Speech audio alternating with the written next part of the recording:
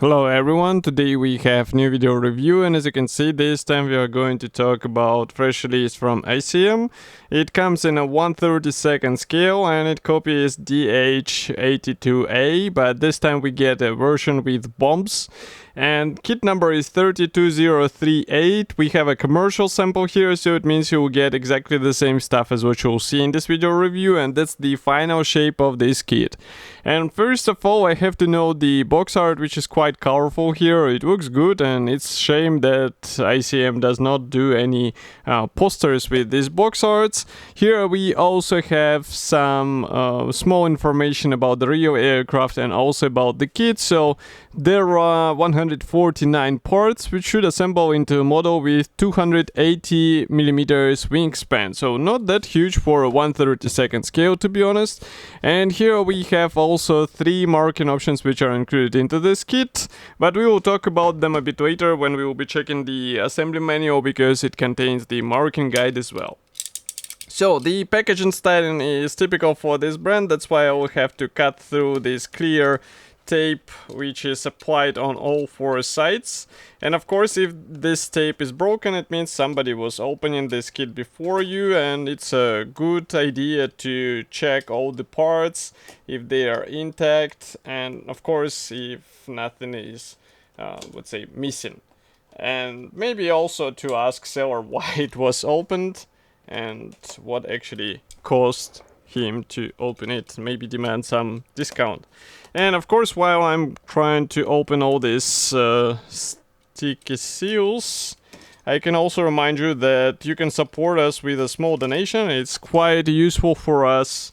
It's actually a really great help because we are not doing any advertisements, and that's why we are happy to get any help from you, and it will be used for some new kits to be reviewed, or maybe to improve our quality of the photo and video reviews so that you can enjoy even better video or photo article on our website.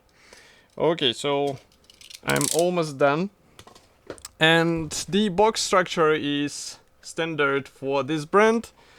I'm just going to remove this top cover. Okay, so it's a flexible top cover. It was not providing any protection. This one is protecting everything. And if I open it, here is what we have inside. So as you can notice, there is plenty of space. So I really doubt that parts will arrive damaged to you. And as you can see, everything is sealed into one plastic bag. It's a resealable plastic bag, so I'm going to open it quickly right now, and we will check all these parts closer. Okay. So I will move the bag to the side.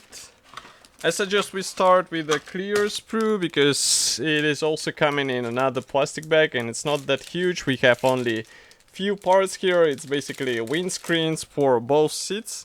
So I will show them quickly like this. And molding quality looks really good, so I'm not sure if we have the masking template included here, but overall quality looks really great. And I think Edward actually produces the aftermarket mask set, so it should be really handy in case you don't want to spend time trying to cut off the small stickers for the clear parts. Next, we continue with new sprue, which is specific for today's version. As you remember, we have aircraft with bombs, so that's why we have this new sprue with bombs. Surprise, surprise. But as you can see, these bombs look really good. Each one should be assembled out of 2 hulls, and we have guiding elements inside, so it will be easy to align this hulls. And molding quality also looks good, so there is nothing to complain about. It's just a matter of assembling them. And note their size, even though this is a 1/32 scale, they are still not that huge, and in some cases you have to be careful in order not to break them. Next, we continue with wing parts. So this one, as far as I understand, is the lower wing, because we have also the lower section of the fuselage. I really like the fabric surface imitation here. Note that we have attachment points on the leading edge, and we have a separate ailerons here, and another half, as you can see, is also nicely copies the fabric surface. If I flip it over, Inside you'll find guiding elements which will help you with alignment, because these parts are still quite large, even though it might not sound like a serious, let's say, challenge, because 28 centimeters is not that big size. There are some bigger models. Still, you will have to be really careful while getting all this stuff together. Next, we continue with this sprue. Here we get a mix of various parts. For example, landing gear wheels, which should be glued out of 2 halves. We have various wing struts. We even have this special canopy which is covering the second seat. But here I think it will not be used, but we will check it in assembly manual. And if I zoom in, you can see that all parts look really clean. So it's just a matter of separating them, getting them into the right spot, and then painting the whole assembly. I like that thin parts are also looking nice. The amount of attachment points is reduced to the possible minimum, so you don't have to deal with a lot of attachment points around the part. And this should also contribute to the overall ease of assembly.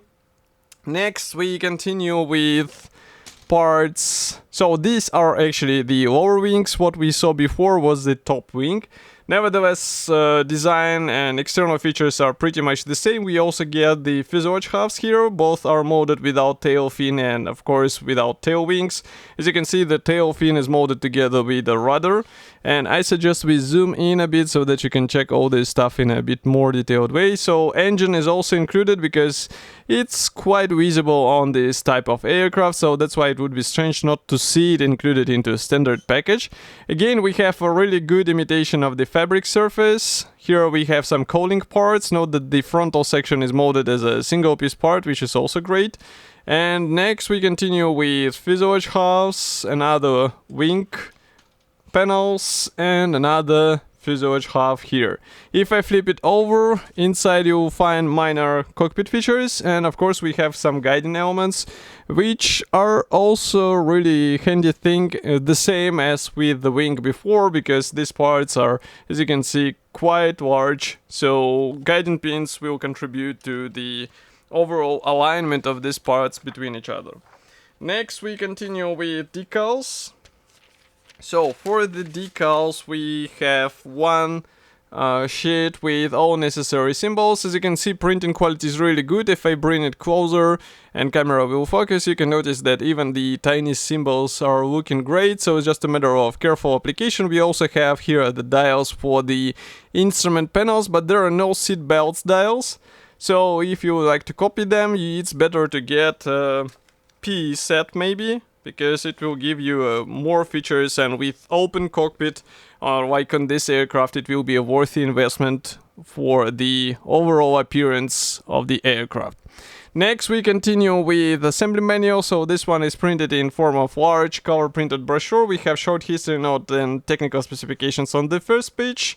And next is the parts map. Surprisingly, it shows that all parts will be used, so be sure not to lose or break any of them. Note that you have to drill some holes in the fuselage halves. Do not forget about it, because it will be necessary for rigging, as far as you can understand. And as you can see, we have some guidance on what should be used, I mean, which thickness of the thread should be used here and there.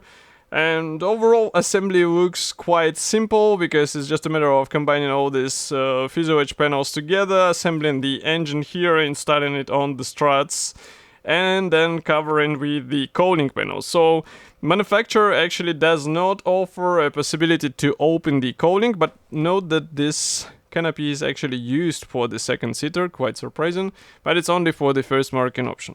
So for the engine, there is no option to open the cowling, so maybe you would have to think through if you would like to expose the engine on your model. And then we gradually move for the wing assembly, where you have also to drill some holes in order to use it for the rigging. And rigging is really tricky here. As you can see, a lot of things should be connected together, so be sure to follow the instructions. Next we assemble the landing gear. Again, some rigging will be done there as well, as far as I remember. We should see it on the next pages. Here we work on the tail struts, propeller, bombs installation, and we have masks template guide, so you can cut your own masks by following these small templates, which is really handy. It should speed up the assembly and painting process. And these are first two marking guides.